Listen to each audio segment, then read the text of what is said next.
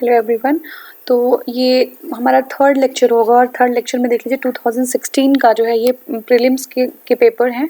किसके लिए है ये आपका समीक्षा अधिकारी और सहायक समीक्षा अधिकारी के लिए, ठीक है। तो क्वेश्चन 1 हम देखते हैं। देखिए क्वेश्चन 1 में है, ये प्रागैतिहासिक काल से है, ठीक है ना, हिस्ट्री का पार्ट है ये। तो एंशिएंट हिस्ट्री का पार्ट है। इसमें फर्स्ट क्वेश्चन हम देखेंगे, निम्नलिखित सभ्यताओं का उत्तर से दक्षिण का सही क्रम कौन सा है, ठीक है, नॉर्थ टू साउथ सही क्रम कौन सा है। देखिए एज़टेक है, माया है और मुइस्का इंका, ठीक है। एज़टेक, माया, मुइस्का, इंका जो है ये जो सिविलाइजेशंस है वो नॉर्थ टू साउथ इनका सही जो है क्रम है, ठीक है। तो अब देख लेते हैं इन सभ्यताओं का क्रम उत्तर से दक्षिण की ओर है, ठीक है, नॉर्थ से साउथ की ओर है। देखिए एज़टेक जो है वो एज़टेक, माया, मुइस्का और इंका, ठीक है। ये एज़टेक जो साम्राज्य है वो मैक्सिको में है, ठीक है। मैक्सिको आपको पता है ना कि नॉर्थ अमेरिका साउथ अमेरिका के बीच आप देखेंगे तो एक मैक्सिको आप वहाँ पे आपको मिलेगा, ठीक है। मैक्सिको में स्थित है कौन सा, एज़टेक, ठीक है। माया सभ्यता मध्य अमेरिका के एक ऐसे क्षेत्र में स्थित है जो वर्तमान में दक्षिणी मैक्सिको या युकाटन महाद्वीप या आइलैंड प्रायद्वीप, ठीक है, युकाटन प्रायद्वीप या ग्वाटेमाला, बेलीज और उत्तरी अल सल्वाडोर से मिलकर बना है। तो अगर माया सभ्यता की बात करें तो साउथ अमेरिका में आप जो है उसमें कुछ एरियाज आपका मैक्सिको का भी आता है, युकाटन आइलैंड का भी आता है, ग्वाटेमाला का आता है, बेलीज और उत्तरी अल सल्वाडोर से मिलकर बना है। आपको इतना ज़्यादा जानने की ज़रूरत नहीं है, बस आप लोकेट कर दीजिएगा कि जो मैक्सिको है वो मैक्सिको में कौन सा है, एज़टेक जो है सिविलाइजेशन है। उसके जस्ट नीचे आप आएंगे तो मैक्सिको का कुछ एरिया और कुछ और जो है नीचे के एरियाज को कवर करके एक माया सिविलाइजेशन बनता है। और मुइस्का की अगर बात करें तो मुइस्का जो है सभ्यता दक्षिणी अमेरिका की पूर्वी कोलंबिया में है, ठीक है। साउथ अमेरिका के पूर्वी कोलंबिया में है मुइस्का, ठीक है। क्या है, मुइस्का। इंका की बात करें तो इंका का विस्तार साउथ अमेरिका के पश्चिमी भाग में है, ठीक है, साउथ अमेरिका के पश्चिमी भाग में है जो आपका मुइस्का, ठीक है, इंका। तो इंका जो है साउथ अमेरिका के पश्चिमी भाग में है। तो इसके अंतर्गत जो इंका के अंतर्गत कौन से आते हैं, पेरू आएगा, इक्वाडोर आएगा, चिली आएगा, ठीक है। प्रेजेंट डे जो वेस्टर्न अर्जेंटीना है वो भी आएगा। तो ये सारी एरियाज ही कवर करेंगे, ठीक है। वैदिक सभ्यता की बात करें तो देखिए इसमें जो क्वेश्चन आया हुआ है वो है ऋग्वेद। ऋग्वेद है क्या, ये स्रोतों का संकलन है, कथाओं का संकलन है, शब्दों का संकलन है या युद्ध का संकलन है, युद्ध ग्रंथ है। तो देखिए जो ये स्रोत हैं, ठीक है, उनका संकलन है। देखिए ब्राह्मण साहित्य ये में सबसे प्राचीन ग्रंथ है ऋग्वेद, ठीक है। ब्राह्मण साहित्य का सबसे प्राचीन ग्रंथ ऋग्वेद है जिसमें मुख्य जो स्रोतों का संकलन है, ठीक है, श्लोकों का भी संकलन है। ये ऋग्वेद में कुल 10 मंडल है, कितने, टोटल 10 मंडल्स हैं। और अगर हम इसकी बात करें कि सूक्त की बात करें तो 1028 सूक्त हैं, 1028 सूक्त हैं टोटल ऋग्वेद में। मंत्रों को यज्ञों के अवसर पर देवताओं की स्तुति हेतु होत्री, ठीक है। अब ये देखिए जैसे अगर हम घर में कोई पूजा पाठ कराते हैं तो क्या होता है कि कोई चाहे वो हिंदू हो, चाहे मुस्लिम हो, चाहे जैन हो, चाहे जो भी रिलीजन हो, चाहे वो क्रिश्चियन हो, तो एक फादर होते हैं, जो है एक पंडित होते हैं, एक मौलवी होते हैं। तो इसी तरीके से जो यहाँ पे जो देवता की स्तुति करने के लिए जो श्लोक है जो उनका वाचन जो करते थे, या फिर श्लोक कि जो चीज़ें जो कर्मकांड जो चीज़ें जितनी होती थी कि मतलब जो पंडित है उनका क्या काम है, वैसे ही वहाँ पे होत्री होते थे जो है ऋषियों द्वारा उच्चारित किया जाता था। होत्र जो है ऋषि हैं वो उनके द्वारा जो है मंत्र को उच्चारित किया, किसके लिए, देवताओं के लिए यज्ञ किए जाते थे, उसके लिए जो होत्र होते थे वो मंत्रों का उच्चारण करते थे। क्लियर है, ठीक है। नेक्स्ट हमारा ऐत्रेय और जो कैसितिकी है, ठीक है। ऐत्रेय और कौशितिकी जो है ऋग्वेद के 2 ब्राह्मण हैं, ठीक है। तो ऋग्वेद के ब्राह्मण कौन से हैं, ऐत्रेय और कौशितिकी, ठीक है। ऐत्रेय और कौशितिकी ऋग्वेद के ब्राह्मण हैं। नेक्स्ट हमारा है बुद्ध द्वारा रूपांतरित निम्न में से कौन सा अंतिम था, ठीक है। बुद्ध द्वारा रूपांतरित निम्न में से कौन सा अंतिम था। तो देखिए ये जो है मतलब रूपांतरित व्यक्ति जो हैं, कौन से अंतिम व्यक्ति थे जो बुद्ध ने रूपांतरित किए थे। तो ये देखिए सुबुद्ध, ठीक है। सुबुद्ध जो थे बौद्ध द्वारा बौद्ध धर्म में दीक्षित अंतिम जो व्यक्ति था, अंतिम व्यक्ति जो दीक्षित थे वो सुबुद्ध थे। जबकि आनंद उनका जो है क्या था, आनंद जो है वो उनके सर्वप्रिय जो है शिष्य थे, जिसके अनुरोध पर ही महात्मा बुद्ध ने स्त्रियों को जो है बौद्ध धर्म में दीक्षित किया था, ठीक है। यानी कि जो उन लोग का जो जहाँ पे बौद्ध लोग रहते थे तो वहाँ पे जो है परमिट किया था कि स्त्रियाँ भी जो है बौद्ध जो है भिक्षु बन सकती हैं। अब नेक्स्ट हमारा है निम्नलिखित में से किसके लिए एका ब्राह्मण का जो प्रयोग हुआ है। तो गौतमी पुत्र सातकर्णी के लिए, गौतमी पुत्र सातकर्णी के लिए एका ब्राह्मण, ठीक है, एका ब्राह्मण का प्रयोग हुआ है। देखिए एका ब्राह्मण अथवा अद्वितीय ब्राह्मण, एका ब्राह्मण या अद्वितीय ब्राह्मण सातवाहन शासक गौतमी पुत्र सातकर्णी को गौतमी बालाश्री के नासिक अभिलेख में कहा गया है। कहाँ पे कहा गया है, जो है ये नासिक का अभिलेख है और जिस जो है किसने बनवाया था, बालाश्री ने, गौतमी बलश्री ने बनवाया था, गौतमी बलश्री ने। तो इसमें जो है गौतमी पुत्र सातकर्णी को एका ब्राह्मण या अद्वितीय ब्राह्मण कहा गया। कहाँ पे? नासिक के अभिलेख में। गौतमी पुत्र सातकर्णी सातवाहन वंश के 23वें या सबसे महान शासक थे। तो अगर नंबर देखें तो 23वें थे और सबसे जो है महान शासक थे, ठीक है, जिसने सैनिक विजयों की जानकारी इनकी माता गौतमी बलश्री के नासिक प्रशस्ति से प्राप्त होता है। इसे ब्राह्मणों का एकमात्र रक्षक कहा गया है, ठीक है। अब नेक्स्ट हमारा क्वेश्चन, समुद्रगुप्त के प्रयाग प्रशस्ति वाले स्तंभ पर निम्नलिखित में से किसका लेख मिलता है? तो देखिए किसका मिलता है? शाहजहां, दारासिको, जहांगीर। तो ये मिलता है जहांगीर का। किसका मिलता है? जहांगीर का। तो समुद्रगुप्त के प्रयाग प्रशस्ति वाले स्तंभ पर जहांगीर का जो है लेख मिलता है। किसका? जहांगीर का। देख लेते हैं। हरिशेर रचित जो प्रयाग प्रशस्ति, याद रखिएगा प्रयाग प्रशस्ति को किसने लिखा था? हरिशेर ने रचा था, ठीक है।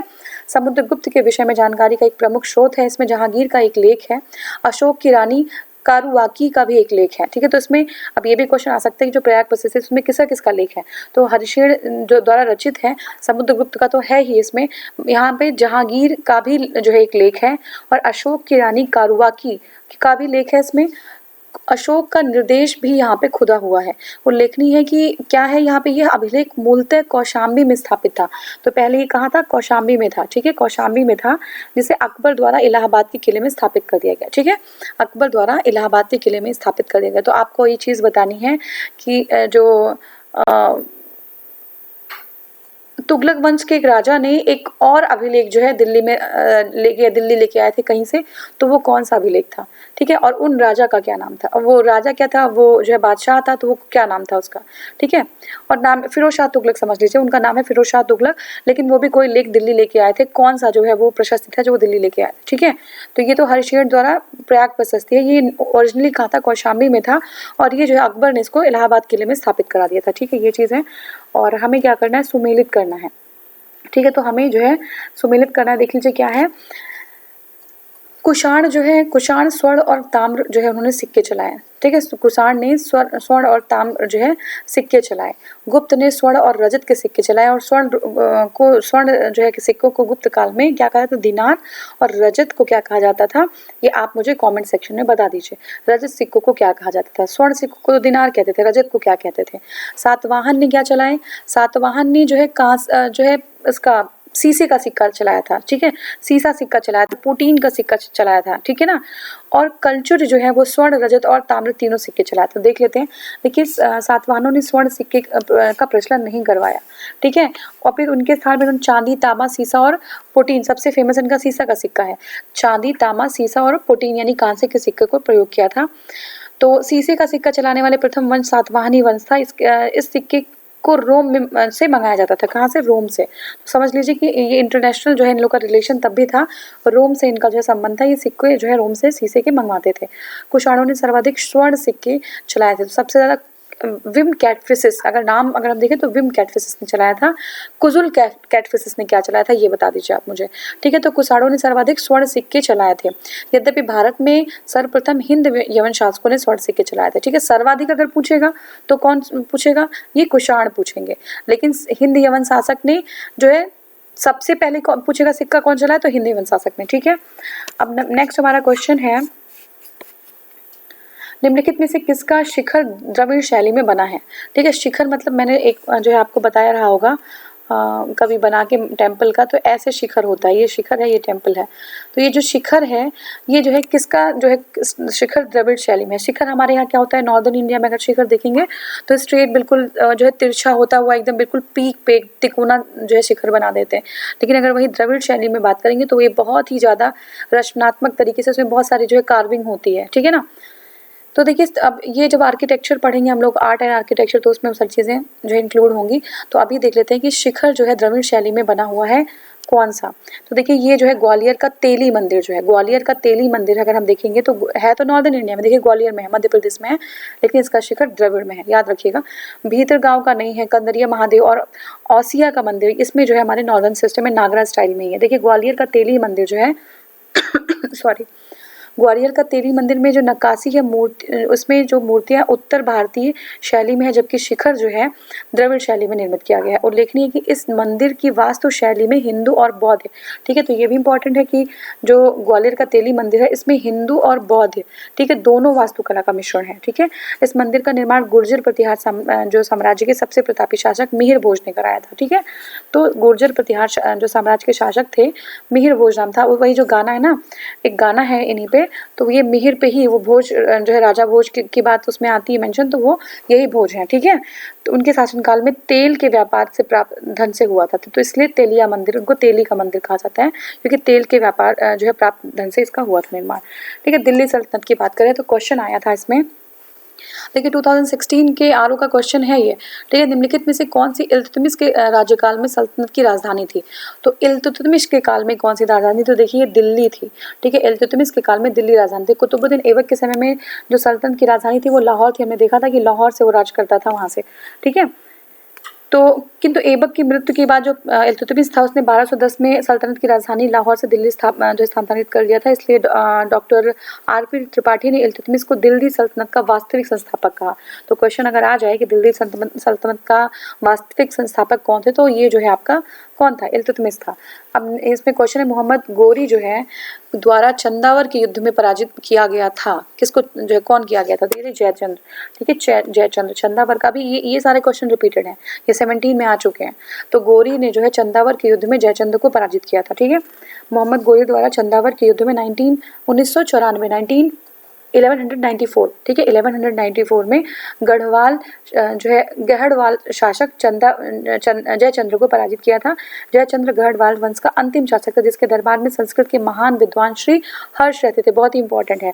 तो श्री हर्ष जो है बहुत ही बड़े विद्वान थे संस्कृत के, वो जो है जयचंद्र के जो है कोर्ट में थे। तो इन्होंने जो है नैषद चरित्र नामक जो है ग्रंथ लिखा। कौन सा? नैषद चरित्र नामक ग्रंथ लिखा। नेक्स्ट हमारा, निम्नलिखित में से किस परिवार ने सर्वप्रथम अकबर के साथ वैवाहिक संबंध स्थापित किया? तो किसने किया था सबसे पहले? देख लीजिए, सबसे पहले कछवाहों ने किया था। कछवाहों ने सबसे पहले जो है जो ये मुगल है इनसे जो है अपने जो है वैवाहिक संबंध स्थापित कर लिया था। ठीक है, तो अजमेर के जो कछवाह शासक हैं, कौन? अजमेर के कछवाह शासक हैं, तो इन्होंने जो है क्या नाम है इनका? भारमल अथवा बिहारी मल। ठीक है, भारमल कह लीजिए या बिहारी मल कह लीजिए। इन्होंने जो है ये जो पहला राजपूत शासक जो ये लोग थे जिन्होंने अकबर के साथ जो है क्या किया? वैवाहिक संबंध स्थापित किया। ठीक है, अकबर के साथ वैवाहिक संबंध स्थापित किया था।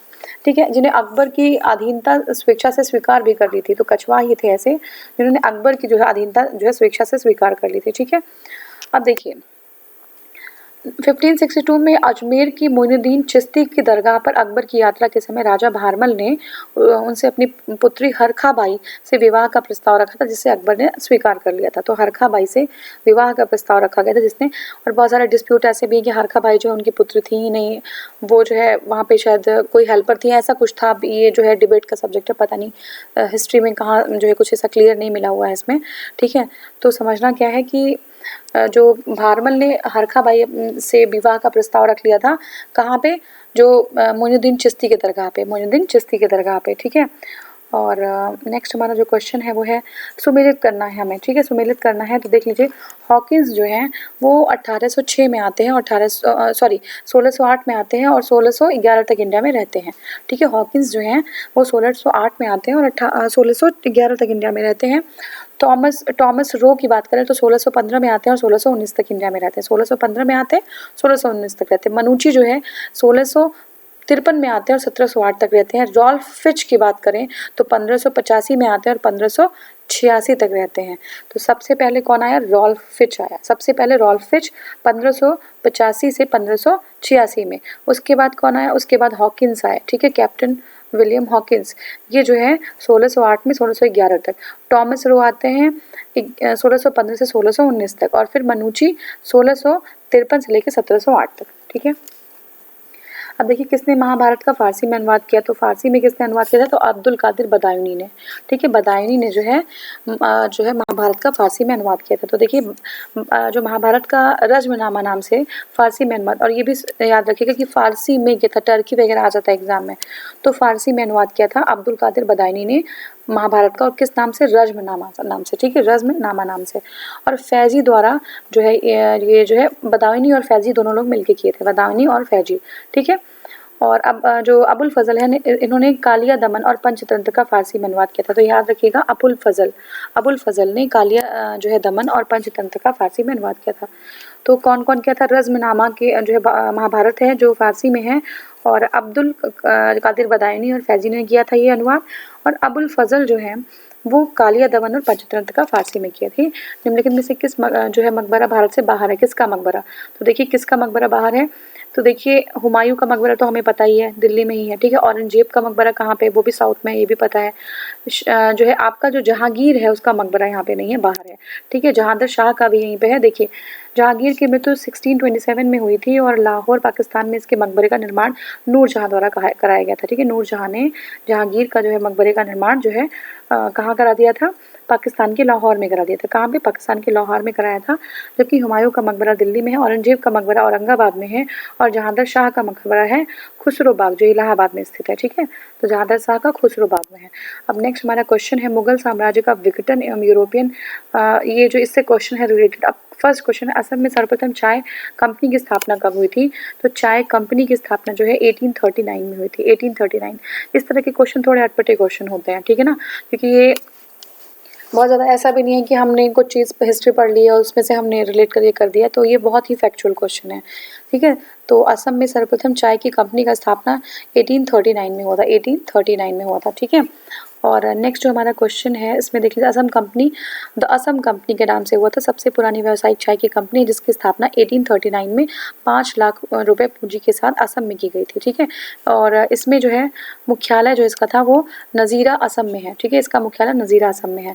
अब देखिए 1857 के विद्रोह के दौरान बहादुर शाह ने किसे जो है साहिब ए आलम बहादुर की खिताब दिया था, बहादुर शाह ने किसको दिया था, ये बख्त खान को दिया था, बख्त खान को दिया था साहिब ए आलम। ठीक है, साहिब ए आलम बहादुर। ठीक है, 1857 की क्रांति में एक उपेक्षित किंतु महत्वपूर्ण नेता बख्त खान थे। ठीक है, जिन्होंने 11 मई 1858 में, कब, 11 मई 1858 में मुगल सेनानायक के रूप में विद्रोह का नेतृत्व किया था। तो ये मुगल सेनानायक थे बख्त खान, और बख्त खान को बहादुर शाह जफर द्वारा साहिब ए आलम की खिताब मिल गया था। जुलाई 1851 में दिल्ली में एक विद्रोह न्यायालय की स्थापना भी की गई थी, जिसका प्रधान जो है बख्त खान थे। ठीक है, विद्रोह न्यायालय की भी स्थापना की गई थी, जिसके प्रधान जो है बख्त खान थे। 1851 में ये न्यायालय बना था। और नेक्स्ट क्वेश्चन है सूची 1 और 2 है, हमें जो है सुमेल करना है। तो देखिए पुडुचेरी जो है, पांडिचेरी पहले बोलते थे, पुडुचेरी है, तो वो जो है वहाँ पे कौन सा सेटलमेंट था, फ्रेंच लोग रहते थे। ठीक है, गोवा जो है पोर्चुगीज। ठीक है, गोवा पोर्चुगीज आपको पता ही है। ट्रावनकोर जो है वो डेनिश लोग रहते थे। मद्रास में डच। ठीक है, तो इंपॉर्टेंट है, याद रख लीजिए, मद्रास में डच, मद्रास में कौन लोग, डच लोग। ठीक है, ट्रावनकोर में डेनिस यानी डेन लोग, डेनिस या डेन लोग। गोवा में पोर्चुगीज, और पुदुचेरी में जो है ये फ्रेंच लोग रहते थे। ठीक है, फ्रेंच लोग जो है पुदुचेरी में रहते थे, गोवा में पोर्चुगीज, और ट्रावनकोर में जो है डेनिस या डेन लोग रहते थे, मद्रास में डच लोग रहते थे। ठीक है, कथन कारण दिया हुआ है, जवाहरलाल नेहरू ने दूसरे गोलमेज सम्मेलन 1932 में भारतीय राष्ट्रीय कांग्रेस का प्रतिनिधित्व किया। ठीक है, तो ऐसा तो नहीं था, जवाहरलाल नेहरू ने नहीं किया था। गांधी इरविन समझौता जो है 1931 में भारतीय राष्ट्रीय कांग्रेस का दूसरा गोलमेज सम्मेलन 1931 में भाग लेना अंतर्निहित था।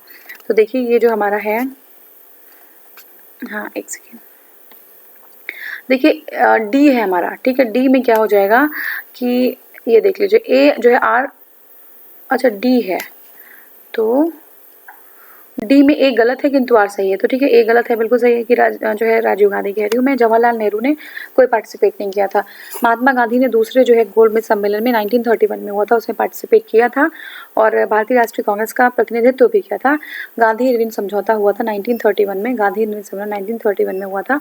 भारतीय राष्ट्रीय कांग्रेस के दूसरे गोलमेज सम्मेलन में भाग लेना अंतर्निहित था, कि जो है 1931 में जब समझौता हुआ कि दूसरे गोलमेज सम्मेलन में भाग लेना है, ये जो है उसमें इंक्लूडेड था। इस प्रकार जो है हमारा कारण जो है कथन तो गलत होगा, कारण सही हो गया। गांधी निर्विन समझौते इसके अतिरिक्त सविनय अवज्ञा आंदोलन के स्थगन। ठीक है, अब क्या क्या चीजें हुई गांधी निर्विन समझौते में? तो सविनय अवज्ञा आंदोलन, सिविल डिसओबीडियंस मूवमेंट, ठीक है, इसको सिविल डिसओबीडियंस मूवमेंट कहते हैं, उसका स्थगन, कांग्रेस द्वारा ब्रिटिश सामानों का बहिष्कार नहीं करना आदि प्रावधान जो है साइन हुए थे। द्वितीय जो गोलमेज सम्मेलन 7 सितंबर 1931 में जो है 7 सितंबर द्वितीय गोलमेज सम्मेलन जो है 7 सितंबर 1931 को प्रारंभ हुआ और 1 दिसंबर 1931 को समाप्त हो गया। ठीक है, इस गोलमेज सम्मेलन में कांग्रेस की ओर से गांधी जी ने भाग लिया। कब शुरुआत हुआ? ये जो है 7 सितंबर 1931 को और 1 दिसंबर 1931 को खत्म हो गया। गांधी जी ने इसमें भाग लिया था। इस सम्मेलन में सरोजनी नायडू, याद रखिएगा, एनी बेसेंट ने भी भाग लिया था। सम्मेलन में महिलाओं का नेतृत्व एनी बेसेंट ने किया था और यह सम्मेलन सांप्रदायिक समस्या पर विवाद के कारण असफल रहा। ठीक है, सांप्रदायिक समस्या थी, उसके विवाद के चलते यह असफल रहा। गांधी जी SS राजपूताना नामक जहाज से द्वितीय गोलमेज सम्मेलन में भाग लेने गए थे। तो कभी कभी जहाज का नाम भी पूछा PCS में, तो क्या नाम था जहाज का? SS राजपूताना, उसी से जो है वो गया था द्वितीय गोलमेज सम्मेलन में। ठीक है, अब हमारे पास दो सूची और दोनों को हमें क्या करना है? मैच कराना है। सूची को हमें क्या करना है? मैच कराना है। ठीक है, तो अब देख लेते हैं सूची। देखिए नाना साहब, ठीक है, नाना साहब की अगर बात करें तो जो नाना साहब हैं वो कानपुर, ठीक है, नाना साहब जो है वो कानपुर से रिलेटेड है, वहाँ से अपना विद्रोह उन्होंने शुरू किया था। नवाब हामिद अली खान वो दिल्ली से थे।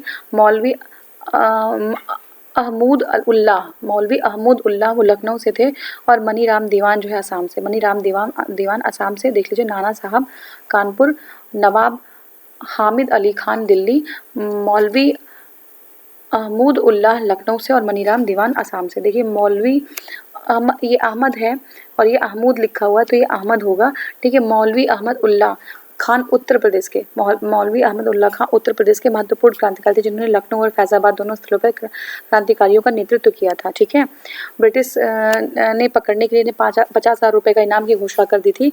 जगन्नाथ सिंह ने विश्वासघात करके इन्हें मार डाला था। ठीक है, तो कुछ विद्रोही हमारे देश में पहले से ही हैं और आज भी। ठीक है, तो मौलवी अहमद उल्लाह शाह को 1857 के विद्रोह का लाइट हाउस कहा जाता था। ठीक है, तो ये बहुत इंपॉर्टेंट है कि किसको लाइट हाउस कहा गया था जो है 1857 के विद्रोह का, तो ये मौलवी अहमद उल्लाह शाह थे।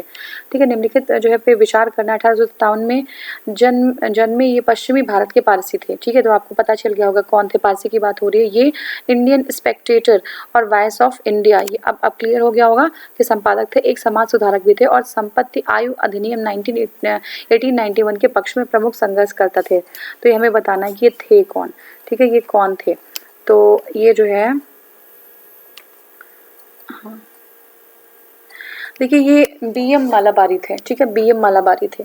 ठीक है, BM मालाबारी थे, क्योंकि और जो पारसी तो ये भी थे, दादा भाई नौरोजी भी, लेकिन ये वॉइस ऑफ इंडिया और द इंडियन स्पेक्टेटर, ठीक है, the voice of India and Indian Spectator के जो है इन्होंने जो है ये वो उन्होंने निकाला था। ये इनका जो है ये पत्र था, इनका संपादन किया था। ये समाज सुधारक थे।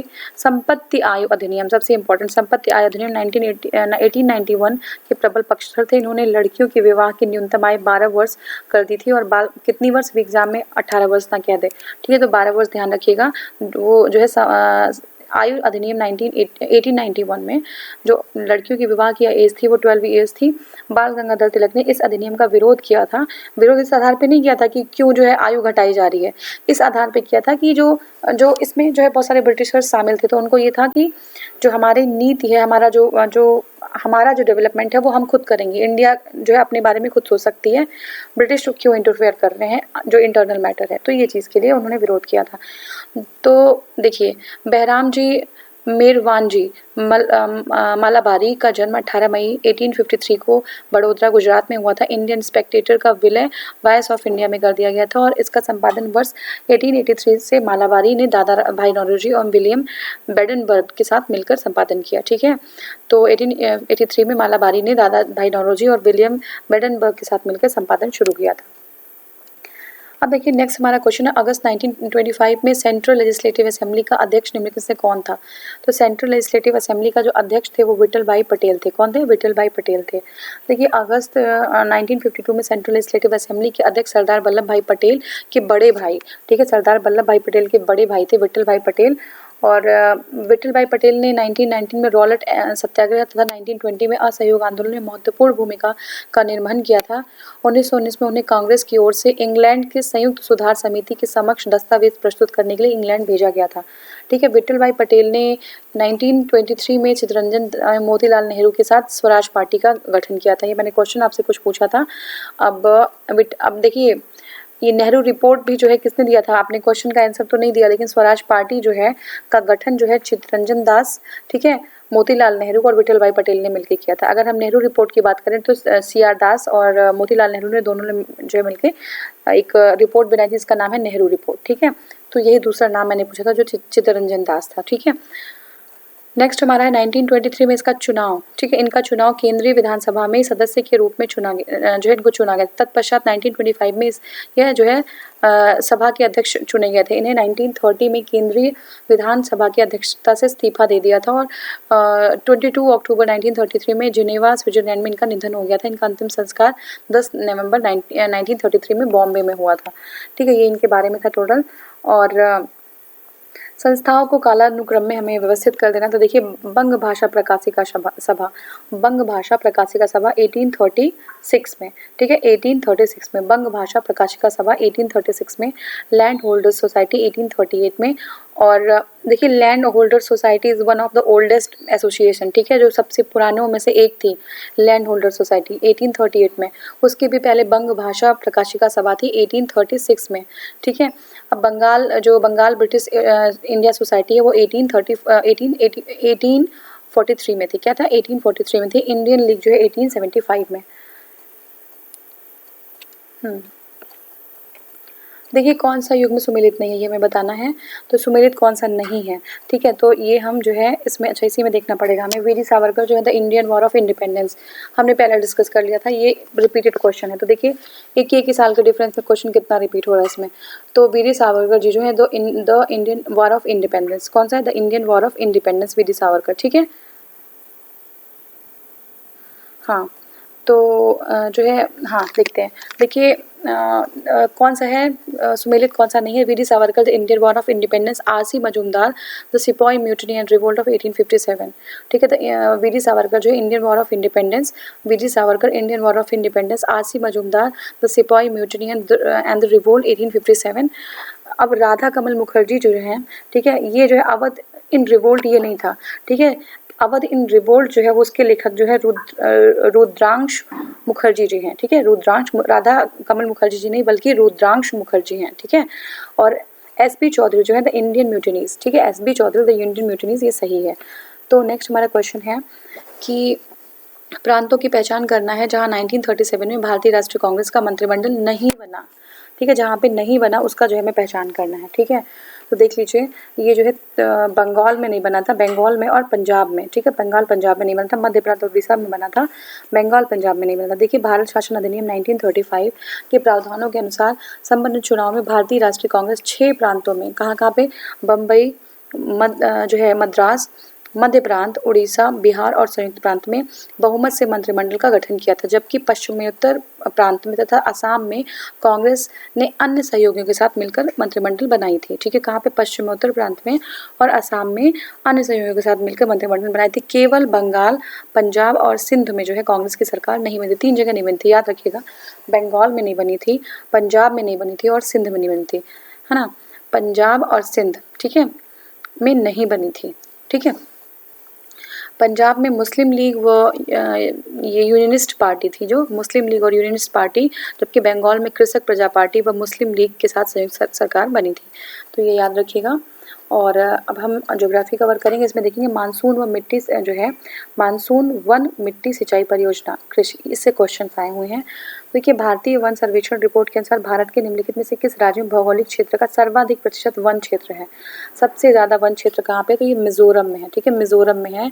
तो वर्ष 1987 में भारतीय वन स्थिति सर्वेक्षण रिपोर्ट को के द्विवार्षिक रूप से भारतीय वन सर्वेक्षण द्वारा जो है प्रकाशित किया जाता है। तो ये क्या है, ISFR मतलब Indian state of forest report 2019।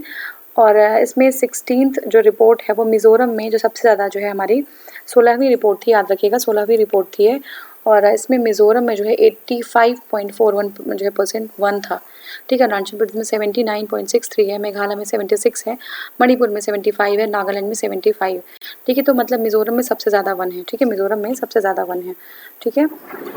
और नेक्स्ट हम जो है देखेंगे अपनी पुस्तक introducing the cultural geography, introducing cultural geography में J.E. स्पेंसर, ठीक है, J.E. स्पेंसर और W.L. Thomas, J.E. स्पेंसर और W.L. टॉमस ने विश्व में को कितने सांस्कृतिक जो है भाग में विभाजित किया। तो ये सब हम जो है ज्योग्राफी हमने पढ़ा था, तो ये क्या है 11, ठीक है। तो J.E. स्पेंसर ने और W.L. टॉमस ने वर्ल्ड को कितने सांस्कृतिक जो है विश्व में विभाजित किया, भागों में विभाजित किया, तो ये 11 भागों में विभाजित किया, ठीक है। कितने 11, ठीक है, 11 भागों में विभाजित किया। तो नेक्स्ट हमारा क्वेश्चन है अपनी पुस्तक इंट्रोड्यूसिंग कल्चरल ज्योग्राफी, कौन सा इंट्रोड्यूसिंग कल्चरल ज्योग्राफी, उसके में J.E. स्पेंसर और W.L. टॉमस को विश्व को कुल 11 सांस्कृतिक भागों में विभाजित किया गया है। देखिए पर्यावरण मंत्रालय द्वारा जारी किए गए Indian state of forest report 2015, कौन सा Indian state of forest report, ठीक है, Indian state of forest report 2015 के अकॉर्डिंग भारत के पूरे भौगोलिक क्षेत्र का कितना प्रतिशत जो है वनों से आच्छादित है, ठीक है। तो कितना है हमारा, ये हमारा है 24.6, ठीक है, 24.16। तो state of India forest report 2015 के अकॉर्डिंग जो है ये 24.16% है। और जबकि ISFR 19 अगर की 16वीं रिपोर्ट अगर हम देखें तो उसके अकॉर्डिंग जो है जो वन और वृक्ष है वो जो 80.73 मिलियन हेक्टेयर है, जो देश के भौगोलिक क्षेत्र का 24.56 है। अभी हमें याद रखना है 24.56, ठीक है, कितना 24.56 याद रखिएगा 24.56, ठीक है। अब हमें करना क्या है कि हमें जो है सुमेलित नहीं है वो हमें बताना है। तो देख लेते, देखिए जो धान है वो गोविंद की प्रजाति है, गोविंद जो प्रजाति है वो धान से संबंधित है, गोविंद जो प्रजाति है वो धान से संबंधित है। और जो अरहर है वो पारस से, ठीक है, अरहर पारस से, अरहर पारस, मटर प्रकाश, ठीक है, मटर जो है वो प्रकाश।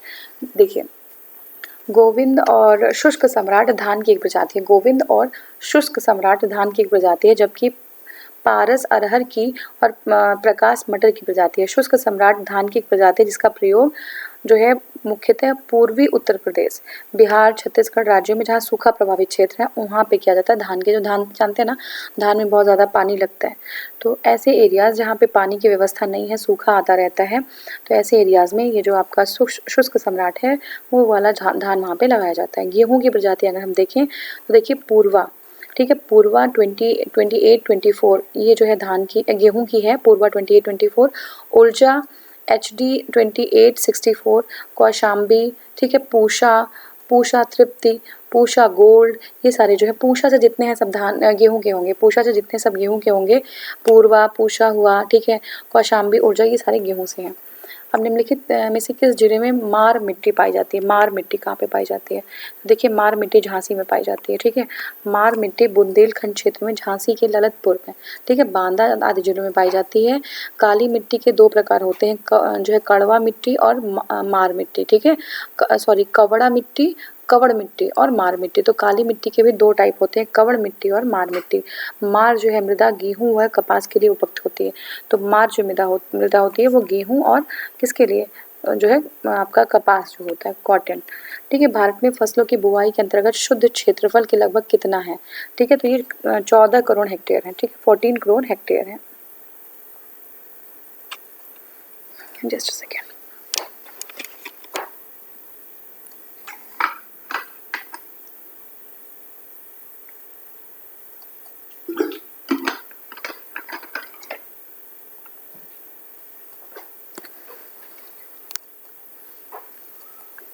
देखिए नेक्स्ट जो क्वेश्चन है वो है भारत में वन क्षेत्र का ह्रास, ठीक है, भारत में वन क्षेत्र का ह्रास भारत के जननांकीय संक्रमण के प्रत्यक्षता संबंधित रहा है, ठीक है। भारत में जो वन क्षेत्र का ह्रास है यानी कि कमी है वो जननांकीय संक्रमण से प्रत्यक्षता जो है संबंधित रहा है। वन क्षेत्र एवं जनसंख्या वृद्धि में प्रायः नकारात्मक संबंध होता है, तो देखिए दोनों ही सही है। दोनों की ओर से देखिए, वन क्षेत्र और जनसंख्या वृद्धि नकारात्मक जो संबंध होता है, वन क्षेत्र का ह्रास भारतीय जननांगीय संक्रमण। जब लोग बढ़ते हैं तो क्या करते हैं लोग जो है पेड़ काटना शुरू करेंगे, रेजिडेंशियल एरिया बना लेते हैं, ठीक है ना, या फिर अपने फर्नीचर के लिए, रेल की पटरियों के लिए। रेल की पटरियाँ तो चलो ठीक है, उस लोहे की होती हैं। आपका ये जो वो है जहाँ पे बैठते हैं, सीट्स वगैरह हैं, ठीक है ना, तो इन सब चीज़ों के लिए जो है लकड़ियों को काटना जो है स्टार्ट कर देते हैं। तो बिल्कुल सही है, दोनों ही सही है। देखिए, भारतीय वन नीति 1952 के अनुसार निम्नलिखित में से कौन सा वन का संवर्ग नहीं है, ठीक है। तो राष्ट्रीय उद्यान जो है वो वन संवर्ग में नहीं है। जो राष्ट्रीय वन है, संरक्षित वन है और राष्ट्रीय ग्राम है, ये वन संवर्ग में है, ठीक है। संरक्षित जो है ये जो है वनों को 4 प्रकार से जो है वर्गीकृत किया गया है। कौन सा है? संरक्षित वन, राष्ट्रीय वन, ग्राम वन एवं वृक्ष भूमि, ठीक है। इस प्रकार राष्ट्रीय उद्यान वन संवर्ग में नहीं है। टोबैगो में स्थित और वर्ष 1776 में स्थापित टोबैगो मुख्य पहाड़ी वन संरक्षित क्षेत्र विश्व का सबसे पहला जो है प्रथम राष्ट्रीय उद्यान माना जाता है। तो ये इम्पोर्टेंट है, टोबैगो में है ये, और ये जो है टोबैगो मुख्य पहाड़ी वन संरक्षित क्षेत्र विश्व का पहला राष्ट्रीय उद्यान माना जाता है, ठीक है। कोयला मंत्रालय की रिपोर्ट के अनुसार 2014 को निम्नलिखित राज्यों के प्रमाणित कोयला भंडार की दृष्टि से सही अवरोही क्रम क्या है, ठीक है। तो देखिए, सबसे ज़्यादा कोयला कहाँ पे होता है? सबसे ज़्यादा कोयला जो है आपका झारखंड में है, ठीक है, झारखंड में है, फिर उड़ीसा में है, और फिर छत्तीसगढ़ में है, फिर पश्चिम बंगाल में है, और फिर मध्य प्रदेश में है। तो झारखंड में सबसे ज़्यादा, फिर उड़ीसा, फिर छत्तीसगढ़, फिर पश्चिम बंगाल और फिर मध्य प्रदेश, ठीक है। हमारा असर्शन और रीज़न है, असर्शन में है प्राकृतिक संसाधन वे होते हैं जो किसी क्षेत्र में स्थित हैं तथा भविष्य में भी प्रयोग में लाए जा सकते हैं। बिल्कुल सही है। किसी वास्तविक प्राकृतिक संसाधन का विकास प्रौद्योगिकी और उत्पादन की लागत पर निर्भर करता है। तो देखिए, ये जो है दोनों ही सही हैं। देखिए, प्राकृतिक संसाधन वो होते हैं जो किसी क्षेत्र में स्थित होते हैं, उनका भविष्य में भी प्रयोग में लाए जा सकते हैं। किसी वास्तविक, ये इस प्रकार जो प्रश्न है हमारा दोनों सही है, लेकिन क्या है कि कारण की व्याख्या नहीं है, क्योंकि जो प्राकृतिक संसाधन है वो वास्तविक संभाव्य और आरक्षित आदि प्रकार के होते हैं, ठीक है। नेक्स्ट हमारा है ऊर्जा उत्पादन के निम्नलिखित साधनों पर विचार करिए, ठीक है। देखते हैं, हमारा सी जो है सही है, 1 2 3 4 सारा सही है। तो देखिए, जल से भी ऊर्जा निकलती है, नाभिकीय भी होती है, प्राकृतिक भी होती है, और डीजल भी, सारा सही हो गया हमारा, ठीक है। और भारत में ऊर्जा उत्पादन की मुख्य प्रतिस्थापित क्षमता, ठीक है, ऊर्जा उत्पादन में मुख्य प्रतिस्थापित क्षमता में उनके प्रतिशत 30, ये जो है हमारा, देखिए सबसे ज़्यादा, ये आप समझ लीजिए सीधे सीधे, सबसे ज़्यादा जो है ऊर्जा जो है वो कहाँ पे किस में होता है? ये जल विद्युत से, ठीक है। जल विद्युत से सबसे ज़्यादा ऊर्जा हमें जो है निकलते हैं, ठीक है। और उसके बाद फिर गैस है, फिर नाभिकीय और फिर डीजल है, ठीक है। कौन कौन सा है? जल विद्युत, गैस, नाभिकीय और जो है डीजल। जल विद्युत, गैस, नाभिकीय और डीजल, ठीक है। जल विद्युत, गैस और नाभिकीय ऊर्जा और डीजल, ठीक है। तो ये हमारा हो गया। और इसमें क्या करना है? निम्नलिखित कौन सा जैव संसाधन नहीं है? तो जैव संसाधन कौन सा नहीं है ये हमें बताना है, ठीक है। तो देखिए, शुद्ध जल, कोयला, पेट्रोलियम और मछली, ठीक है। तो शुद्ध जल जो है जैव संसाधन नहीं है, ठीक है। शुद्ध जल जो है वो जैव संसाधन नहीं है। निम्नलिखित में से कौन सा जैविक संसाधन नहीं है ये पूछ रहा है। तो शुद्ध जल जो है वो जैविक संसाधन नहीं है, बाकी कोयला, मछली, पेट्रोलियम है, ठीक है। तो देखते हैं इसको। पेट्रोलियम, कोयला, मछली जैविक संसाधन कहे जाते हैं क्योंकि ये किसी जीव या जैविक पदार्थ से प्राप्त होते हैं, ठीक है। कोयला जो है, कोयला, पेट्रोलियम, मछली जैविक संसाधन है क्योंकि ये किसी जीव या जैविक पदार्थ से प्राप्त किए जाते हैं, जबकि शुद्ध जल जैविक संसाधन नहीं होता। शुद्ध जल क्या होता है? जैविक संसाधन नहीं होता। शुद्ध जल जैविक संसाधन नहीं होता, ठीक है। और ये हो गया हमारा। और नेक्स्ट हमारा है ब्रह्मांड और सौरमंडल, ठीक है। ब्रह्मांड एवं सौरमंडल। तो स्ट्रेट लाइट क्या होता है? स्ट्रेट लाइट जो है ये अधिक ऊंचाई पर समतापमंडल में स्थित वायुपोत है, ठीक है। स्ट्रेट लाइट जो है मूलतः अधिक ऊंचाई पर समतापमंडल में वायुपोत होता है जो संचार सिग्नलों को प्रसारित करने के लिए एक स्थायी प्लेटफॉर्म के रूप में कार्य करता है। जलमंडल की बात करें तो नीली नील, ब्लू नाइल, ठीक है। ब्लू नाइल निम्नलिखित में से किस झील से निकलती है? ठीक है, तो ब्लू नाइल कहाँ से निकलती है? तो ब्लू नाइल ताना झील से निकलती है, ठीक है। ताना झील से अफ्रीका में है। तो देखिए, ब्लू नाइल जो है नदी अफ्रीका देश की इथियोपिया में अवस्थित ताना झील से निकलती है। कहाँ से? ताना झील से निकलती है।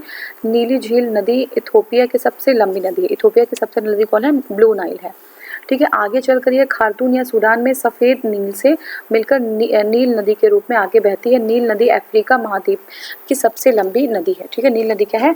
अफ्रीका महाद्वीप की सबसे लंबी नदी है। ठीक है, नील नदी अफ्रीका महाद्वीप की सबसे लंबी जो है नदी होती है। ठीक है, अब नेक्स्ट क्वेश्चन हम लोग देखेंगे। नेक्स्ट हमारा निम्नलिखित जो है सागरों को पश्चिम से पूर्व के क्रम में लगाइए। ठीक है, तो जो है देखिए जो मैपिंग के क्वेश्चन होते हैं वो जो है आते हैं। ठीक है, तो मैपिंग क्वेश्चन जो है आपको सही से जो है देखना है। ठीक है, तो क्वेश्चन देख लेते हैं। क्वेश्चन जो है कि हाँ देखिए, सागरों को पश्चिम से जो है पूर्व में लगाना है। पश्चिम से पूर्व में जो है सागरों को लगाना है। ठीक है, वेस्ट टू ईस्ट। तो देखिए सही जो है हमारा भूमध्य सागर है, काला सागर है, कैस्पियन सागर है और अरब सागर है। भूमध्य सागर है, काला सागर है, कैस्पियन सागर है, अरब सागर है। ठीक है, तो सबसे जो है वेस्ट में क्या है? सबसे जो वेस्ट में है वो आपका है भूमध्य सागर, मेडिटेरेनियन सी, फिर ब्लैक सी और फिर कैस्पियन सी और फिर अरब सागर है। ठीक है, भूमध्य सागर यूरोप और अफ्रीका के मध्य अवस्थित है। यूरोप और अफ्रीका के मध्य अवस्थित है। यह सागर उत्तरी अफ्रीका, यूरोप और अनाटोलिया तथा मध्य पूर्व के बीच में स्थित है। काला सागर यूरोप एवं पश्चिम एशिया के मध्य में यह सागर Ukraine, Romania, Bulgaria, Turkey, Georgia के जो है से घिरा हुआ है। तो ये आप एक बार मैप में देखेंगे। ठीक है, नेक्स्ट हमारा है कैस्पियन सागर ईरान और रूस के मध्य अवस्थित है। ईरान और रूस के मध्य अवस्थित है। ठीक है, कैस्पियन सागर जो है ईरान और रूस के मध्य अवस्थित है। ठीक है, हाँ, ईरान और रूस के मध्य अवस्थित है। अब देखिए कैस्पियन की तट रेखा को अजरबैजान, ईरान, कजाकिस्तान, रूस, तुर्कमेनिस्तान द्वारा, अब ये सब आता है एग्जाम में कि जो कैस्पियन सी है उसको किसके जो है कौन जो है कंट्रीज उसको कवर कर रही है। खारे पानी की सबसे बड़ी झील है। क्या है ये? खारे पानी की सबसे बड़ी झील है। अरल सागर रूस में अवस्थित है। इस सागर से जुड़े हुए देश कजाकिस्तान, उज्बेकिस्तान है। ये आप मैप में देख लीजिएगा एक बार। ठीक है ना, नेक्स्ट हमारा सूची है जिसको हमें मिलाना है। सूची है मिलाना है। ठीक है ना, तो अभी देखते हैं। देखिए लीना जो है आमूर है, टिग्रिस है और माही है। नदियां हैं और प्रवाहित किसमें होती है हमें देखना है। ठीक है, लीना, आमूर, टिग्रिस और माही। तो देखिए लीना जो है वो जो है कौन सी जो किस में प्रवाहित होती है, तो ये एक बार हम इसको देख लेते हैं। यहाँ पे देख लीजिए लीना जो है वो रूस की नदी है, वो आर्कटिक सागर में प्रवाहित होती है। आर्कटिक सागर में आमूर जो है वो रूस और चीन से निकलती है और ये प्रशांत महासागर में जाती है। टिग्रिस जो है टर्की, सीरिया, इराक से, ठीक है, टिग्रिस टर्की, सीरिया, इराक से और फारस की खाड़ी से में जो है प्रवाहित हो जाती है। और माही जो है मध्य प्रदेश, राजस्थान और गुजरात से होते हुए अरब सागर में। ठीक है, माही मध्य प्रदेश, राजस्थान और गुजरात से होते हुए अरब सागर में। करीबा बांध कहाँ पे है? तो करीबा बांध जो है जाम्बेजी नदी पे। कहाँ पे? जाम्बेजी नदी पे है। तो करीबा बांध जो है वो जाम्बेजी नदी पे। देखिए करीबा बांध जाम्बेजी नदी पर अवस्थित है। यहीं पर करीबा झील भी है। और अफ्रीका महाद्वीप की प्रमुख बांध इस प्रकार कौन कौन सी है? आसवान बांध है। ठीक है, मिस्र में कहाँ पे? मिस्र में, इजिप्ट में आसवान बांध है। नील नदी पर यह स्थित है। आसवान बांध कहाँ पे? नील नदी पर। यह अफ्रीका महाद्वीप की सबसे ऊंचा बांध है आसवान बांध। ठीक है, तो याद रखिएगा आसवान बांध बहुत इंपॉर्टेंट है। कैंची बांध कहाँ पे? नाइजर नदी पे है। कैंची बांध नाइजर नदी पे है। फिर सेनार बांध जो है नील नदी पे है, ब्लू नाइल पे है। ठीक है, और जाम्बेजी जो है नदी जाम्बिया और जिम्बाब्वे के बीच की प्राकृतिक सीमा बनाती है।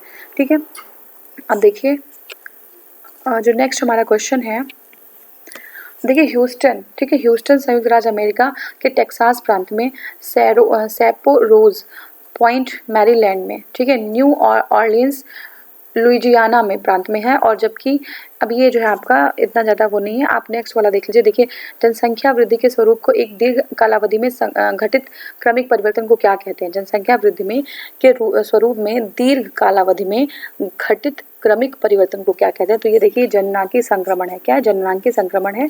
जनसंख्या वृद्धि के रूप में एक दीर्घ कालावधि में घटित जो है क्रमिक परिवर्तन को जननांगी संक्रमण कहा जाता है। इसमें जन्म दर, मृत्यु दर के माध्यम से जनसंख्या में परिवर्तन की व्याख्या की जाती है। देखिए इसमें जो है कितने 4 चरण होते हैं। एक में क्या होता है कि जन्म दर और जो है मृत्यु दर दोनों उच्च होता है। ठीक है, मृत्यु दर के उच्च होने का जनसंख्या में स्थिरता होती है। जन्म दर और मृत्यु दर में उच्चता के कारण जनसंख्या में स्थिरता होती है। दूसरे में क्या होता है? उच्च जन्म दर होता है और मृत्यु दर जो है उसमें गिरावट हो जाती है, जिसकी वजह से जनसंख्या वृद्धि में तीव्रता हो जाती है। तृतीय में जन्म दर और मृत्यु दर दोनों में गिरावट होती है, जनसंख्या क्या हो जाती है? स्थिर जो है होने लगता है। चतुर्थ में क्या होता है? जनसंख्या स्थिर होती है तथा जनसंख्या की औसत आयु जो है ज़्यादा हो जाती है, जैसे जापान में आजकल है। ठीक है, तो ये स्थिति है। यूपी 2011 की भारत की जनसंख्या के अनुसार साक्षरता दर कितना है? देखिए साक्षरता दर 76.68 है। ठीक है, 76 नहीं है, 67.68 है। ठीक है, 67.68 है। ठीक है, अब देखिए यूपी की जो है साक्षरता 67.68 है, ठीक है। इसमें अगर पुरुषों की देखें तो 77.3 है, 77.3, और औरतों की देखें, महिलाओं की देखें तो ये 57.2 है, ठीक है। अब इसमें जो है क्या करना है, हमें उत्तर प्रदेश के संदर्भ में आंकड़े जो है कौन हमें सुमेलित करने हैं। देखिए आंकड़े हमें देखने हैं, ठीक है। तो एक बार हम देखिए 2011 की जनगणना के अनुसार जो उत्तर प्रदेश की जनसंख्या में कुल यूपी में जो देश की कुल जनसंख्या का 16.51 है। यूपी की जनसंख्या पूरे देश की जनसंख्या का 16.51 है, ठीक है। उत्तर प्रदेश का जनघनत्व जो है कितना है, उत्तर प्रदेश का जनघनत्व 800 जो है 829 है। कितना है, 829 है। उत्तर प्रदेश का जनघनत्व जो है 829 है, 829 है, ठीक है। दशकीय वृद्धि जो है 2001 से 11 जो है 20.23 है, 20.23 है, ठीक है। दशकीय वृद्धि दर बहुत ज़्यादा है, 20.23 है, और महिला साक्षरता दर 57.18 है, ठीक है। तो ये हमारा हो गया। निम्नलिखित में से किस राज्य की जनसंख्या सर्वाधिक है, महाराष्ट्र, बिहार की होगी, ठीक है, नहीं उत्तर प्रदेश, ठीक है। अच्छा घनत्व नहीं पूछ रहा, जनसंख्या टोटल पूछ रहा, तो यूपी की है, ठीक है, यूपी की है। तो देखिए उत्तर प्रदेश की जो है, उसके बाद फिर महाराष्ट्र की, फिर बिहार तीसरे नंबर पे, यूपी महाराष्ट्र फिर बिहार फिर गुजरात, यूपी महाराष्ट्र बिहार देन गुजरात, ठीक है। अब हमें क्या करना है कि कथन और कारण। तो भारत की जनगणना हर 10 वर्ष पर जो है की जाती है, ठीक है, होता है, एक डिकेड में होता है, सही है। 10 वर्ष की अवधि के दौरान भारत की जनसंख्या अधिकांशतः अपरिवर्तित रहती है, ऐसा जो है नहीं होता है, ये जो है परिवर्तित होती है, ठीक है। भारत की जनगणना 10 वर्ष पर की जाती है, 10 वर्ष की अवधि में भारत की जनसंख्या के आंकड़ों में लगातार उल्लेखनीय परिवर्तन होते हैं, ठीक है। तो ये हो गया हमारा। और नेक्स्ट हमारा है जनगणना 2011 के अनुसार निम्नलिखित में से किसमें जनसंख्या घनत्व सबसे कम है, किसमें कम है। तो ये देखिए उत्तर प्रदेश में। बिहार, पश्चिम बंगाल और केरल की बात करें, लेकिन अगर जनसंख्या घनत्व देखें तो सबसे कम जो है हमारा यूपी में है, ठीक है। तो बिहार में कितना है, 1106 है, 1106 है। पश्चिम बंगाल में 1028 है, केरल में 860 है, लेकिन यूपी में कितनी है, यूपी में है 829 है यूपी में, ठीक है। नेक्स्ट क्वेश्चन देखते हैं। 2011 बहुत ज़्यादा क्वेश्चन देखिए, जनगणना से बहुत ज़्यादा क्वेश्चन आता है, सेंसस से, तो सेंसस ध्यान से करना है। 2011 की भारत की जनगणना के निम्नलिखित में से कौन सा आदर्श वाक्य उपयोग किया गया है। तो ये है ये है आपका आवर सेंसस आवर फ्यूचर, ठीक है। ये इसमें जो है हिंदी में लिखा हुआ अवर लिखा हुआ, अवर नहीं है, आवर सेंसस आवर फ्यूचर, ठीक है, आवर सेंसस आवर फ्यूचर। तो 2011 की जनगणना 15वीं कितनी है, 15वीं। ये भी याद रखिएगा कि 2011 की जनगणना कौन सी थी, 15वीं थी, जबकि स्वतंत्र भारत की 7वीं जनगणना है, ठीक है। जो इंडिपेंडेंट इंडिया है उसकी 7वीं जनगणना है, और ऐसे तो 15वीं है, ऐसे 7वीं है, ठीक है। तो इसका जो है जो आदर्श वाक्य था वो था आवर सेंसस आवर फ्यूचर, ठीक है, हमारी जनगणना हमारा भविष्य, ठीक है। तो ये हमारा हो गया। और अब देखिए इसमें जो है निम्नलिखित राज्यों में 2011 की जनगणना के अनुसार नगरीकरण के अवरोही क्रम में, ये रिपीटेड क्वेश्चन है, ठीक है। तो देखिए इसमें जो है सबसे ज़्यादा नगरीकरण जो हमारे राज्य दिए हैं वो केरल, मिजोरम, गोवा और तमिलनाडु, ठीक है। तो इसमें देखिए मिजोरम जो है गोवा सबसे ज़्यादा नगरीकरण है, ठीक है, गोवा में, फिर मिजोरम में है, फिर तमिलनाडु में है, फिर केरल में है, ठीक है। गोवा में सबसे ज़्यादा नगरीकरण 62.2% है, मिजोरम में जो है आपका 52% है, तमिलनाडु में 48 है, केरल में जो है 47.7 है, ठीक है। तो गोवा सबसे ज़्यादा नगरीकृत है। देखिए कथन दिया है, कारण दिया। भारत में सन 2001 के पश्चात शहरीकरण में तीव्र वृद्धि हुई, ठीक है, एक के पश्चात शहरीकरण में तीव्र वृद्धि हुई। आज जो है क्या है, भारत में मोबाइल संप्रेषण के क्षेत्र में क्रांति हो रही है, मोबाइल संप्रेषण के क्षेत्र में क्रांति हो रही है। तो देखिए क्या है, हमारा बी है, ए और दोनों सही है, लेकिन दोनों से एक दूसरे का कोई मतलब नहीं है। देखिए 2001 के पश्चात शहरीकरण में तीव्र वृद्धि तो हुई है, और मोबाइल का भी वो बढ़ा हुआ है दायरा, लेकिन जो है दोनों ही सही है। अब देखिए वर्तमान में भारत में नगरीकरण लगभग 31% है। निम्नलिखित में से किस राज्य में 2011 की जनगणना के अनुसार 10 लाख प्लस के नगरीय समूह नहीं है। 10 लाख प्लस मतलब कि नगरीय समूह नहीं, हरियाणा, जम्मू कश्मीर, उड़ीसा और झारखंड। तो देखिए उड़ीसा में नहीं है, ठीक है, उड़ीसा में नहीं है। देखिए 2011 की जनगणना के अनुसार 10 लाख उससे अधिक जनसंख्या वाले नगर हमारे यहाँ 53 है, 53 हैं, और सर्वाधिक 10 लाखी नगर उत्तर प्रदेश में है, उत्तर प्रदेश और केरल में भी है। सर्वाधिक सबसे ज़्यादा 10 लाखी जो नगर हैं यूपी और केरल में दोनों में है। उड़ीसा में जो है एक भी 10 लाख नगर नहीं है, हरियाणा, जम्मू कश्मीर और कश्मीर में और एक शहर है 10 लाख से ज़्यादा वाले, और झारखंड में 3 हैं। 2011 की जनगणना के अनुसार सर्वाधिक जनसंख्या निम्नलिखित नगरीय युग्मों में से किस में प्रदर्शित हुई, सबसे ज़्यादा जनसंख्या किस में प्रदर्शित हुई है। तो ये देखिए मुंबई और दिल्ली, ठीक है, किसमें मुंबई और दिल्ली, ठीक है। तो देखिए सबसे ज़्यादा जो 4 महानगरों की जनसंख्या के अवरोही क्रम अगर हम देख लें तो मुंबई, दिल्ली, कोलकाता और बेंगलुरु, कहते हैं मुंबई, दिल्ली, कोलकाता और बेंगलुरु। 2011 की जनगणना के अनुसार भारत की जनसंख्या विश्व की जनसंख्या की कितनी प्रतिशत है? तो भारत की जनसंख्या जो है विश्व की 17.31 है, 17.31 है, 17.31 है, ठीक है। और स्थल अगर हम देखें तो 2.4%, लैंड हमारे पास बहुत कम है, 2.4% है, लेकिन जनसंख्या जो है 17.31% है। अब देखिए, निम्नलिखित में से कौन एक भारतीय संविधान के अंतर्गत आपात की उद्घोषणा का आधार नहीं हो सकता? युद्ध, सशस्त्र विद्रोह, बाह्य आक्रमण, आंतरिक अशांति। तो आंतरिक अशांति नहीं हो सकता, ठीक है।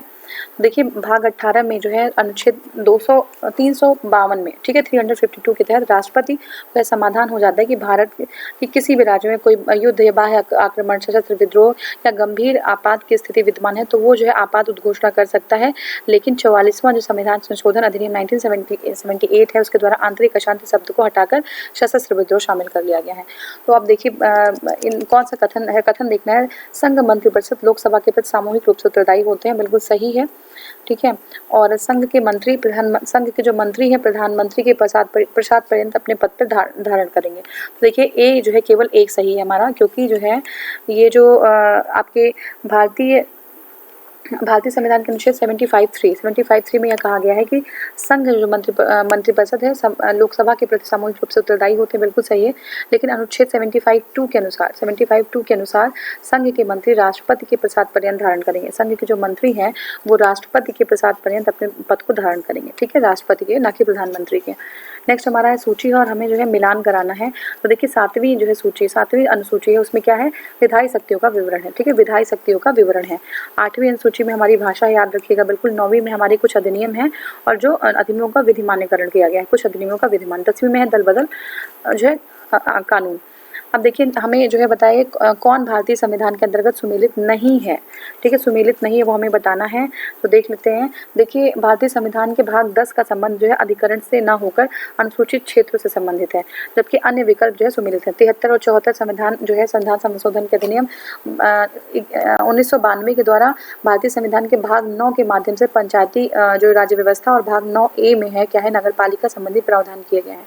97 कॉन्स्टिट्यूशन अमेंडमेंट 2011 के द्वारा 9 ख जोड़कर सहकारी समिति, इंपॉर्टेंट है, 2011 में ही 9 ख जोड़कर जो है सहकारी समितियों के संबंध में प्रावधान किया गया। भारतीय संविधान के भाग 14 का संबंध अधिकरण से है, ठीक है, 14 का संबंध अधिकरण से। अब यहाँ पे देख लीजिए, यहाँ पे जो है 14 का है, ये 10 नहीं है, 14 का है। पंचायत जो है भाग 9 में है, नगर पालिका 9 क में है और सहकारी समितियाँ 9 ख में है। क्लियर है? हाँ। अब देखिए, भारतीय संविधान के प्राधिकृत हिंदी पाठ को निम्नलिखित संविधान संशोधनों में से किसके द्वारा प्रकाशित करने के अधिकृत किया गया? तो ये है आपका 58 कॉन्स्टिट्यूशन अमेंडमेंट एक्ट 1978। देखिए, 98वें संविधान संशोधन अधिनियम 1987 के द्वारा संविधान के प्राधिकृत हिंदी पाठ को प्रकाशित करने के लिए अधिकृत किया गया है। इस अधिनियम द्वारा संविधान के भाग 22 में, किसमें? भाग 22 में संक्षिप्त नाम प्रारंभ के बाद हिंदी में प्राधिकृत पाठ जोड़ा गया तथा अनुच्छेद 397 को शामिल किया गया।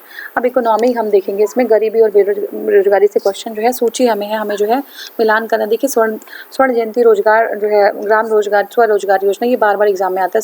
स्वर्ण जयंती ग्राम स्वरोजगार योजना 1999, ठीक है, स्वर्ण जयंती जो ग्राम स्वरोजगार योजना है 1999, ठीक है, स्वर्ण जयंती ग्राम स्वरोजगार योजना 1999, स्वर्ण जयंती शहरी योजना 1997, ठीक है, स्वर्ण जयंती शहरी योजना 1997, जवाहर रोजगार योजना 1998 और राष्ट्रीय ग्रामीण मिशन जो है 2005, राष्ट्रीय ग्रामीण मिशन 2005, ठीक है।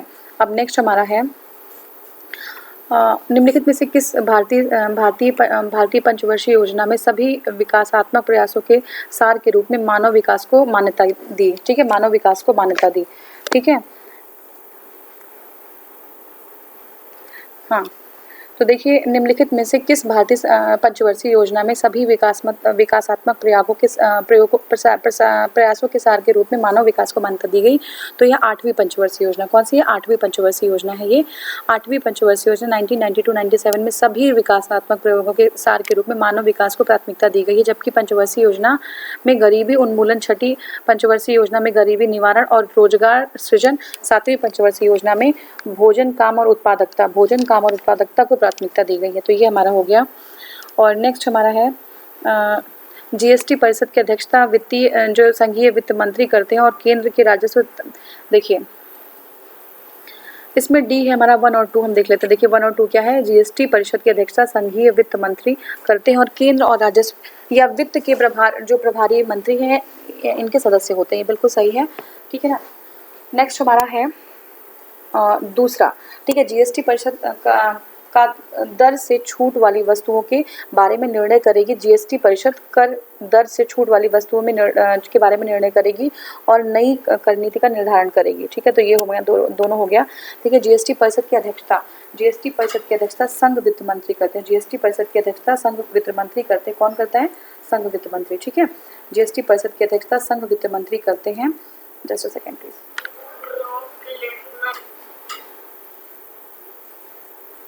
ठीक है, जीएसटी परिषद की अध्यक्षता संघ वित्त मंत्री करते हैं। जीएसटी परिषद की अध्यक्षता संघ वित्त मंत्री करते हैं और केंद्र के राजस्व या वित्त के प्रभारी राज्य मंत्री इसके सदस्य होते हैं। इस परिषद द्वारा कर के छूट वाली वस्तुओं के बारे में निर्णय जो है लिया जाएगा, जबकि राज्यों के पास वैट उगाही के विकल्प नहीं रहेंगे, ठीक है। अब हम जो है कृषि और उद्योग के व्यापार के बारे में बात करेंगे। देखिए दूसरा जो हमारा 15-16 में भारत का कौन सा राज्य गेहूं में सबसे बड़ा उत्पादक रहा है, तो यह है उत्तर प्रदेश। इसलिए अभी ये तो पुराना क्वेश्चन है, इससे क्वेश्चन रिलेटेड आ सकते हैं एग्जाम में, ठीक है। किसान क्रेडिट कार्ड योजना का संबंध निम्नलिखित कथनों पर विचार करिए, ठीक है। तो ये जो है हमारा दूसरा हमारा सही है। ये देखिए, यह योजना किसानों को खेती की आवश्यकताओं के लिए पर्याप्त और समय अनुकूल साख प्रदान करने के लिए है ये, ठीक है। और शुरू कब किया गया था, तो ये देखिए 1998 में शुरू किया गया था ये, और ये साख प्रोवाइड करने के लिए है। नेक्स्ट हमारा नाबार्ड से संबंधित निम्नलिखित कथनों पर विचार करना है, ठीक है। नाबार्ड में जो देखिए इसमें जो है नाबार्ड संसद के अधिनियम 1982 में स्थापित हुआ था, ठीक है। नाबार्ड जो है संसद के अधिनियम 1982 में स्थापित हुआ था, ठीक है। संसद के अधिनियम 1982 में स्थापित हुआ था। तो देखिए 12 जुलाई 1982 को स्थापित राष्ट्रीय कृषि और ग्रामीण विकास नाबार्ड द्वारा कृषि साख के अतिरिक्त अन्य संस्थागत विकास, गैर जो है कृषि केंद्र और वित्तीय समावेशन आदि भी जो है प्रोत्साहित किए जाते हैं। तो ये हमारा हो गया सूक्ष्म लघु और मध्यम उद्योग विकास अधिनियम, जो पारित कब हुआ था, तो ये जो है आपका पारित हुआ 2006 में, बहुत इंपॉर्टेंट 2006 में पारित हुआ, याद रखिएगा। तो देखिए ये 2006 में राष्ट्रपति द्वारा इस अधिनियम पर 16 जो है जून 2006 को उसको हस्ताक्षरित कर दिया गया था। भारत सरकार जो MSME जो है मीडियम स्मॉल स्केल जो इंडस्ट्रीज है, वो 2006 के अंतर्गत पंजीकृत कंपनियों या व्यापार के माध्यम से विभिन्न योजनाओं को बढ़ावा देने के लिए सब्सिडी देती हैं, ठीक है। अब देखिए लघु निर्माण उद्योग में प्लांट एवं मशीनरी में विनियोग की मात्रा कितनी होनी चाहिए, ठीक है। तो ये जो है अभी ये चेंज हो गया, तो इसलिए अभी इसको मत देखिएगा, चेंज हो चुका है, इसका चेंज वाला देखिएगा आप, ठीक है। मुद्रा मैंने जो है करंट में ऑलरेडी कवर भी कर दिया, तो करंट आप जाके देखिए, करंट में आपको ये चीज़ मिल जाएगी। मुद्रा बैंकिंग एवं कर प्रणाली, केंद्र तथा राज्य वित्तीय संबंध, ठीक है। इसमें से कुछ क्वेश्चन है, जैसे उपभोक्ता सहकारी भंडारण स्थापित किए गए हैं का सदस्यों द्वारा, ठीक है। देखिए सहकारी समिति लोगों का एक ऐसा संघ होता है जो अपने पारस्परिक लाभ यानी कि सामाजिक, आर्थिक, सांस्कृतिक किसी भी तरीके का लाभ हो स्वेच्छापूर्वक सहयोग करते हैं। उपभोक्ता सहकारी भंडार सदस्यों द्वारा स्थापित किया जाता है, जबकि इनका पंजीकरण सरकारी समितियों के जो है निबंधक के रूप में किया जाता है। अब सूची 1 और 2 है, सम्मिलित करना। देखिए सूची में है कैपिटल गेन टैक्स, ठीक है, कैपिटल गेन टैक्स, ठीक है। क्या है कैपिटल गेन टैक्स? तो हम देखेंगे जो कैपिटल गेन टैक्स है, सूची में हम सूची देख लेते हैं। देखिए जो कैपिटल गेन टैक्स है वो क्या है, वो जो है आपका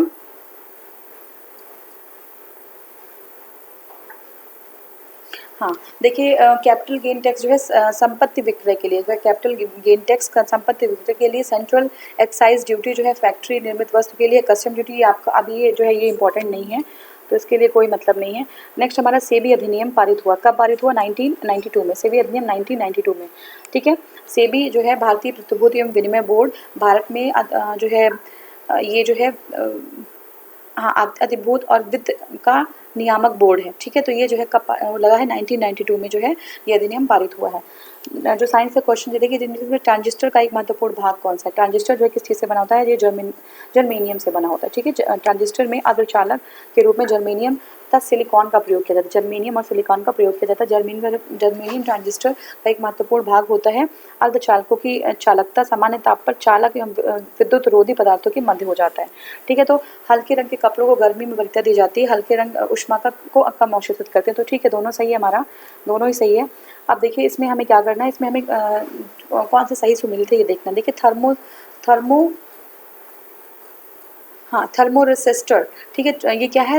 इलेक्ट्रॉनिक थर्मामीटर। देखिए थर्मोरेसिस्टर एक इलेक्ट्रॉनिक थर्मामीटर होता है जो ताप मापन में जो है में परिवर्तन के साथ अपने प्रतिरोध को बदलता रहता है। तो ये हमारा हो गया। और नेक्स्ट जो क्वेश्चन है वो ये है, देखिए निम्नलिखित में से किसका उपयोग विस्फोटक के रूप में किया जाता है? तो जो है ग्लिसरॉल का उपयोग विस्फोटक के रूप में किया जाता है। देखिए ग्लिसरॉल का उपयोग विस्फोटक के रूप में किया जाता है। ग्लिसरॉल एक कार्बनिक यौगिक होता है जो सांद्र नाइट्रिक अम्ल तथा सांद्र सल्फ्यूरिक अम्ल की उपस्थिति में नाइट्रोग्लिसरीन बना देता है। ठीक है। नेक्स्ट हमारा निम्नलिखित में से किसका उपयोग दिया सलाई के निर्माण में किया जाता है? तो दिया सलाई के निर्माण में जो है लाल फास्फोरस का उपयोग है, लाल फास्फोरस का किया जाता है। और जो है कौन सा सही सुमेलित नहीं है? तो देखिए घटपर्णी जो है परजीवी आवृत बीजी है, ये गलत होता है। यीस्ट जो है किण्वन कैसीन जो है दुग्ध प्रोटीन है। एलोवेरा आवृत बीजी है। लेकिन जो घटपर्णी है, देखिए यीस्ट जो है किण्वन से प्राप्त होता है, जबकि कैसीन दुग्ध प्रोटीन है। आवृत बीज एलोवेरा आवृत बीजी पादप होता है। घटपर्णी या नेपेंथीज जो है नाइट्रोजन की कमी की पूर्ति करने के लिए कीटों का भक्षण, ये ऑलरेडी हम लोग ने एक्सप्लेन कर चुका है। ये रिपीटेड क्वेश्चन है, ठीक है, रिपीटेड क्वेश्चन है। नेक्स्ट हमारा है कि जो है ए और आर, ठीक है, ए और आर, ठीक है। ए क्या है? कैस्कुटा। कैस्कुटा मतलब अमरबेल परजीवी आवृत बीजी का एक उदाहरण है। कैस्कुटा क्या है? एक परजीवी आवृत बीजी का एक उदाहरण है। यह जो है पोषी पौधों की पत्ती से अपना पोषण प्राप्त करते हैं, ठीक है। तो ये देख लीजिए क्या है, ये डी है सही, आर गलत है हमारा। कैस्कुटा जो है, देखिए कैस्कुटा अमलवेल जो है परजीवी आवृत बीजी है। ये पोषक जो है पौधों के तने से जो अपना भोजन प्राप्त करते हैं, क्योंकि तना परजीवी है ना, तो तने से खाद्य पदार्थ प्राप्त करते हैं, न कि पत्तियों से। तो ये जो हमारा गलत हो जाएगा। और करनाल बंट जो है किस में होता है? गेहूं में करनाल बंट होता है। देखिए करनाल बंट गेहूं की गुणवत्ता को प्रभावित करने वाला एक फफूंद जनित रोग है। क्या है? फफूंद जनित रोग है। इससे गेहूं का कुष्ठ रोग भी कहा जाता है करनाल बंट को, ठीक है। तो इसमें जो है क्या है, निम्नलिखित में से सही सुमेलित कौन सा नहीं है? तो देखिए ये जो है हमारा, देखिए नाइट्रोजन जो है दिया हुआ है वृद्धि और विकास, तो सही है। फॉस्फोरस जड़ का विकास, पोटेशियम दिया हुआ है स्टोमेटा के खुलने और बंद होने के लिए नियंत्रण, बोरॉन जो है ग्रोथ प्रतिरोधकता। तो देखिए जो उल्लेखित जो पादप है पोषक तत्व और उनके कार्य विकल्पों में सही सारे सुमेलित सही हैं। देख लीजिए जो हमारा नाइट्रोजन है वो पौधों जो है वृद्धि और विकास का काम करता है, बिल्कुल सही है। फॉस्फोरस जड़ का विकास करता है। पोटेशियम जो स्टोमेटा होते हैं, जो छिद्र होते हैं, ठीक है। जैसे हमारा जो प्लांट का जो लीव्स दिखता है तो ऐसे नहीं होता, उसमें छिद्र होते हैं बहुत सारे, तो ये क्लोजिंग और जो है ओपनिंग।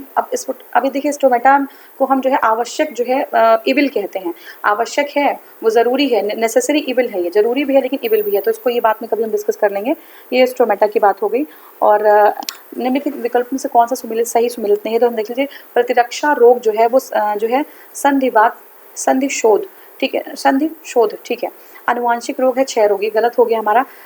पामा रोग जो है चिनचिड़ी, और मानसिक रोग जो है मनोविदलता। देखिए जो तपेदिक अथवा क्षय रोग है वो जीवाणु से होता है, जीवाणु संक्रमित रोग है ये, और ये आनुवांशिक रोग नहीं होता है, ठीक है। तो ये जो है हमारा हो गया।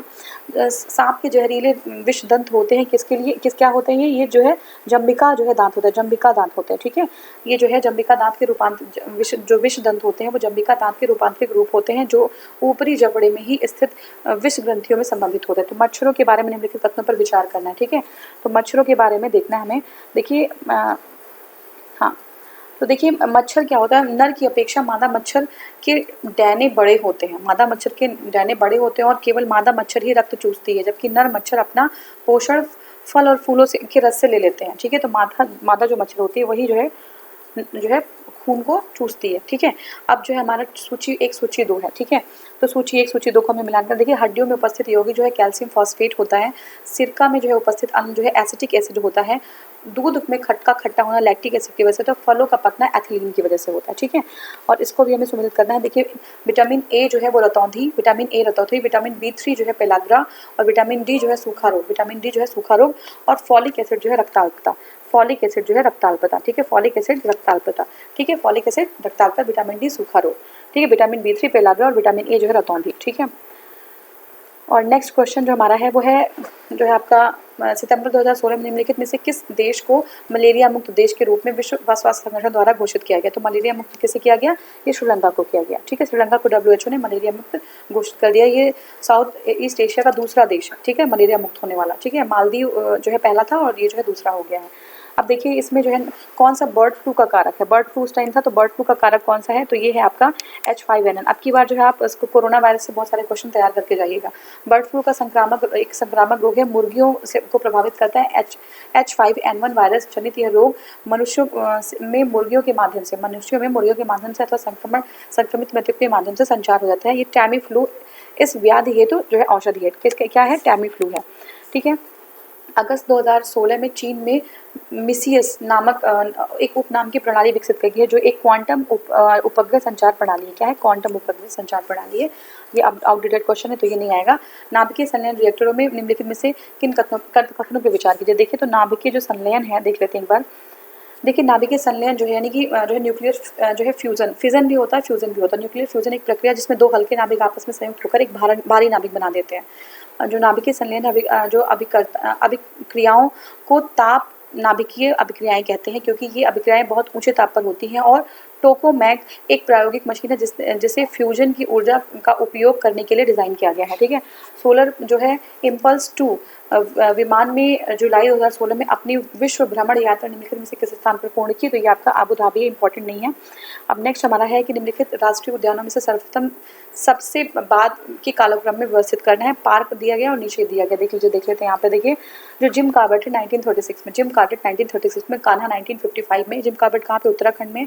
कान्हा आपका जो है MP में है। काजीरंगा कहाँ पे है, असम में, 1974 में। और साइलेंट वैली जो है आपका कहाँ पे है, साइलेंट वैली आपका केरला में 1980 में, ठीक है ना, साइलेंट वैली, ठीक है। तो ये हमारा हो गया। पारिस्थितिकीय पदचाप के माप की इकाई क्या है, तो ये जो है आपका भूमंडलीय हेक्टेयर, ठीक है। भूमंडलीय हेक्टेयर जो है निम्नलिखित में से कौन छत्तीसगढ़ में स्थित है, तो देखिए इंद्रावती राष्ट्रीय उद्यान छत्तीसगढ़ में है, देख लेते हैं। देखिए अंशी राष्ट्रीय उद्यान कर्नाटक में, अंशी कहाँ पे, कर्नाटक में है। बेटला राष्ट्रीय उद्यान कहाँ पे, झारखंड में। इंद्रावती छत्तीसगढ़ में है। और गुमामल जो है वो महाराष्ट्र में है। गुमामल कहाँ पे, महाराष्ट्र में है, ठीक है। देखिए अभी फिर से जो हमें सुमेलित करना है सूची को, सेकेंड प्लीज। हाँ देखिए सिमलीपाल जो है ये जैव आरक्षित क्षेत्र और राज्य। सिमलीपाल कहाँ पे, उड़ीसा में। सिमलीपाल कहाँ, उड़ीसा में। दिहांग दिबांग अरुणाचल प्रदेश में है। नोकरेक मेघालय में है। और कोल डेजर्ट जो है आपका हिमाचल प्रदेश में है।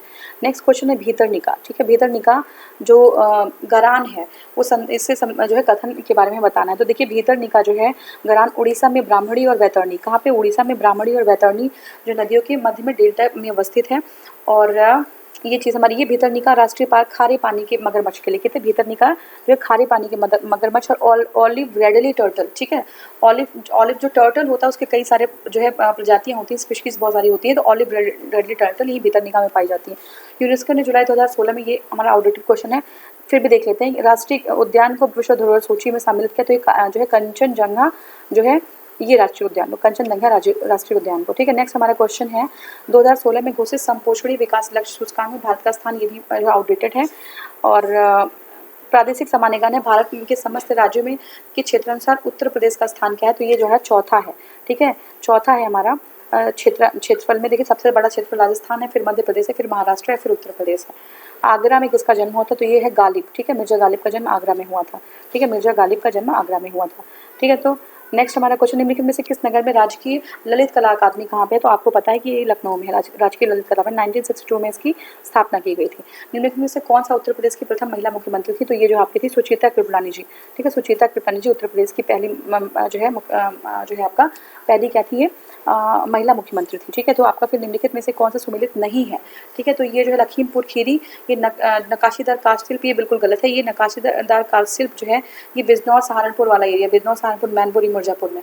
खुर्जा जो है ये जो है आपका पोट्री यानी कि ये जो वास वगैरह बनता है ना, फ्लावर वेस वगैरह बनता है, तो उस वहाँ पे जो है खुर्जा में है। मेरठ में खेलकूद का सामान बिल्कुल सही है।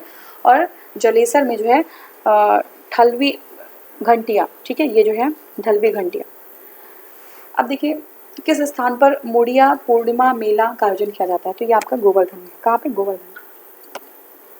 अब देखिए सूची 1 सूची 2 को सुमेलित करना है, ठीक है।